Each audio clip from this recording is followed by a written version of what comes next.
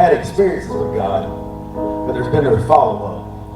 See, Jesus told some people that he had encounters with a few things, and it shook him up. He met the woman at the well, and he asked her about her husband. She said, he's not here. Yeah, you're right. Because the man you're living with is not your husband. You've had 4 or 5 of them, and they're not there anymore. And the man you're living with is not your husband now.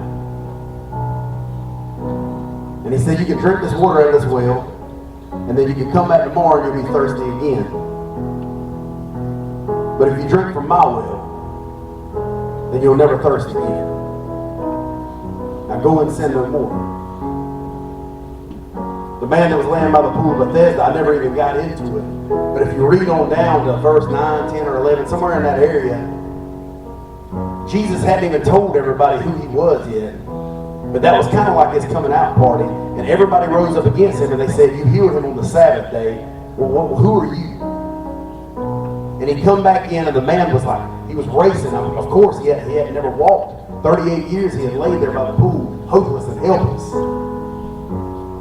And he walked up to him and he said, now go and sin no more. See, a lot of us have had experiences with God.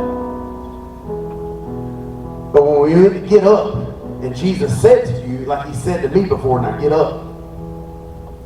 Alright? And don't go back to that same mess you went to. Now get up. And lay your burdens here. And take my burden and my yoke, because it's easy and it's light. And take it out the door with you. But when you get to the house, don't open that phone back up and look at what you ain't supposed to be looking at no more. Oh, you don't talk to y'all like that?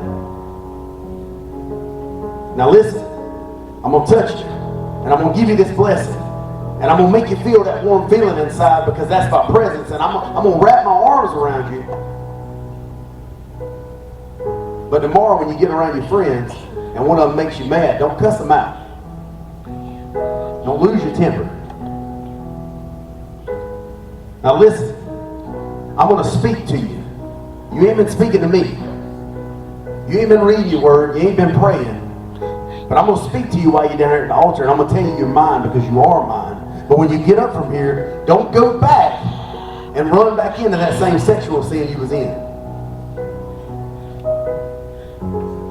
There's been no follow-up because we want God's blessings. I said we want God's blessings. We want the blessings. We want the good stuff. But when it gets up and it's time to take up your cross and follow him, we lay that down. Because we just want the blessing. Because that's the easy stuff. That's the baby food, y'all. That's the carrots. That's the peas. That's not the meat. The meat's when you have the follow-up. When you jump into your word and say, I'm hungry for God, I really want more of you, God, and you get into his word, you start praying, and God starts to speak to you to tell somebody else about him. That's the meat.